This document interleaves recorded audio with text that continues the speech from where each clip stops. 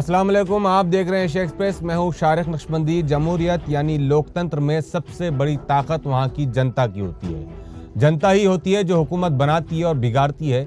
आज भारत जो दुनिया का सबसे बड़ा लोकतंत्र देश माना जाता है, यहाँ पर 7 फेजेस में चुनाव मुकम्मल हो चुके हैं। अब 4 जून को गिनती होने जा रही है और नतीजा आपके सामने होगा।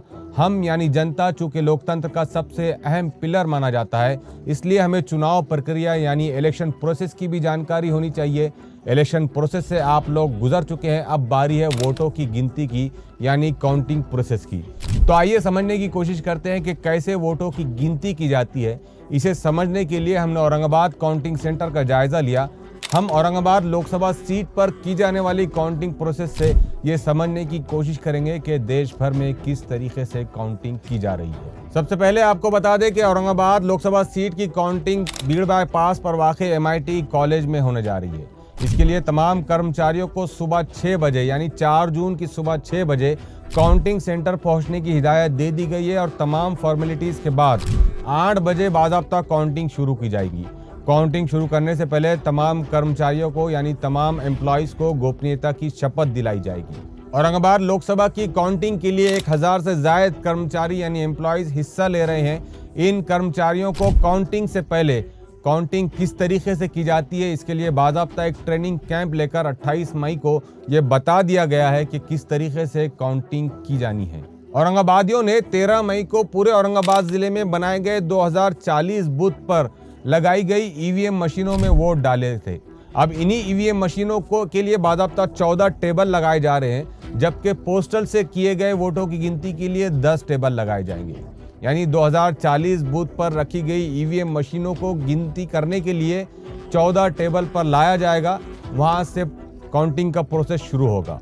औरंगाबाद में हुई 13 लाख वोटिंग के लिए तकरीबन 27 राउंड काउंटिंग के हो गए और हर राउंड में 48,000 से ज़ायद वोटों की गिनती कंप्लीट की जाएगी। इस तरह दोपहर होते होते ये तस्वीर साफ हो जाएगी कि किस उम्मीदवार को जीत हासिल हो रही है और कौन उम्मीदवार हार रहा है।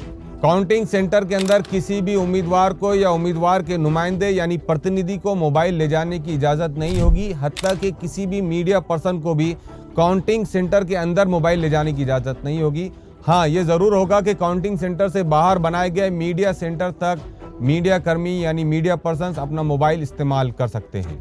काउंटिंग सेंटर के अंदर जो 27 टेबल लगाए जा रहे हैं EVM मशीनों की काउंटिंग के लिए और 10 टेबल पोस्टल वोट की काउंटिंग के लिए जो लगाए जा रहे हैं, कोई भी उम्मीदवार हर टेबल के ऊपर अपना एक नुमाइंदा बिठा सकता है कि अगर काउंटिंग के दौरान अगर उसे कोई किसी किस्म की कोई गड़बड़ी नज़र आती है तो वहां पर वो फ़ौरन ऑब्जेक्शन ले सकता है। इसके लिए हर उम्मीदवार को अपने एक काउंटिंग एजेंट को एक टेबल पर बिठाने की इजाज़त दी गई है। 27 राउंड में होने वाली काउंटिंग में हर राउंड के बाद किस उम्मीदवार को कितने वोट मिले, इसका बाज़ाब्ता मीडिया में प्रेस नोट के ज़रिए, प्रेस रिलीज के जरिए ये जाहिर किया जाएगा कि पहले राउंड में, दूसरे राउंड में और तीसरे राउंड में ऐसे टोटल 27 राउंड में किस उम्मीदवार को कितने वोट मिले हैं।